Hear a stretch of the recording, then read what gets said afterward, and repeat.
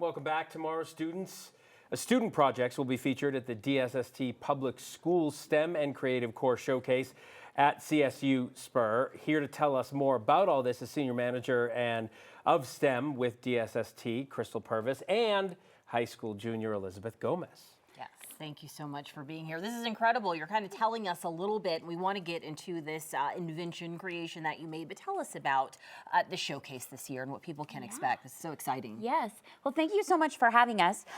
So the showcase is a very exciting annual event that we have.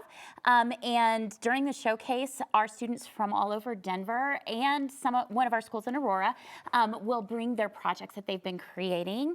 Many of them have been creating those in partnership with a lot of our local and regional partners. And so things that you might expect to see are going to be robots that are for like disaster relief.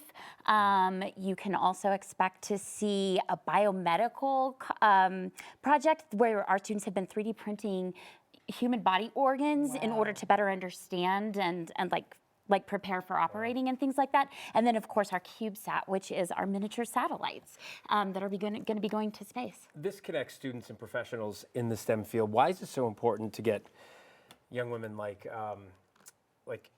tell me your first name again? Elizabeth. Elizabeth, thank you. Young women like Elizabeth involved, and we're going to talk about her project in a minute, but why is it so important to connect high school kids? So I think part of the reason that we feel like it's vitally important is because our students need the chance to kind of pull back the curtain. What is a STEM career actually like? What does it feel like day to day? What are the fun parts? What are the parts that are maybe extra challenging? And what are probably the boring parts? So that when our students are making decisions about their future and their careers, they not only have a really well-informed background on what it takes, but they've also got all this experience functioning as an engineer or functioning in the sciences before they make a decision to go on to college. That is so important. Yeah. Elizabeth, please, a mini satellite, that's insane. Tell us about this. Yeah, of course. It is basically, it's environmental data logger. It gets everything from humidity to temperature to pressure and altitude. It's super cool to design this, to know that we're working towards something great, like it being on SpaceX, on the rocket on board, and just knowing that we're working towards a project that's super cool. Yeah, and this is going somewhere special really soon, right? Yeah, on May 1st, it's gonna go on a high altitude weather balloon, and there we have other experiments that are connected to this from the data that we get. Wow. You have a sheet here that you showed us earlier on. I'll try to hold it up so we can get a better shot of it, but what are some of the data points that you get on this? Yeah, of course. So some of them we get voltage, and I think it's upside down. You would know that, I wouldn't.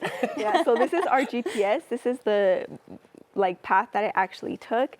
And then this is the temperature, humidity that it was. This is the pressure. So when the altitude was high, it was in the mountains. That's where the trip went.